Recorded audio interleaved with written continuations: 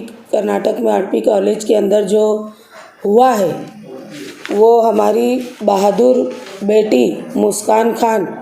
तो आज आप लोगों को बुलाने का मकसद ये है कि मालेगांव शहर में उर्दू घर की जो तामीर की गई है, जिस वक्त आसिफ शेख एमएलए थे उस वक्त उन्होंने उर्दू घर बनाया था।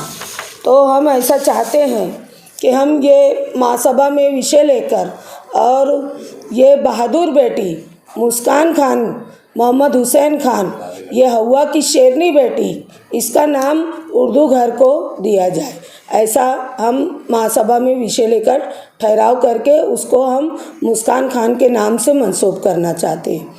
क्योंकि ये जो शेरनी बेटी, ये इतनी बहादुरी से फ़िरका परस्तों की आँख में आग डालकर इसने जो हमारी हवा की बेटियों को जो हौसला बख्शा है और जो हमारे समाज के लिए, हमारे हिजाब के लिए जो लड़ी है, तो उसको इनाम मिलना चाहिए।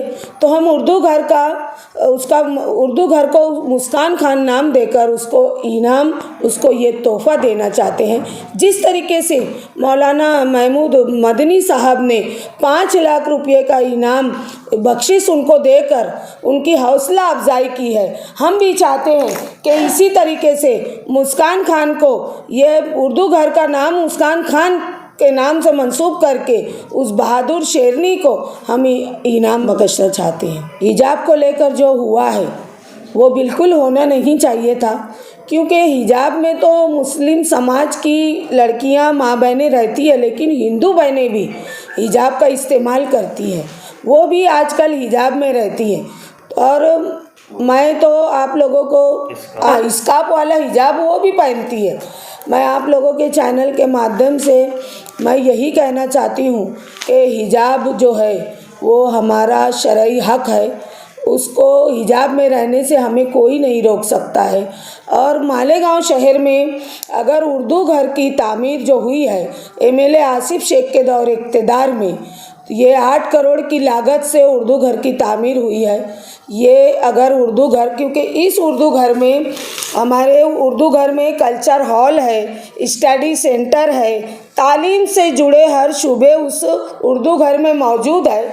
और उस उर्दू घर को मुस्कान खान का नाम देने का काम हम इस महासभा में विषय लेके करने वाले हैं। ये उस बहादुर शेरनी को मालेगांव की तरफ से एक इनाम होगा और गुजारिश करते हैं कि सभी लोग इस विषय के साथ रहेंगे। मेरी खुद की यानी मेयर, मालेगांव मेयर की यादी पर यह विषय होगा।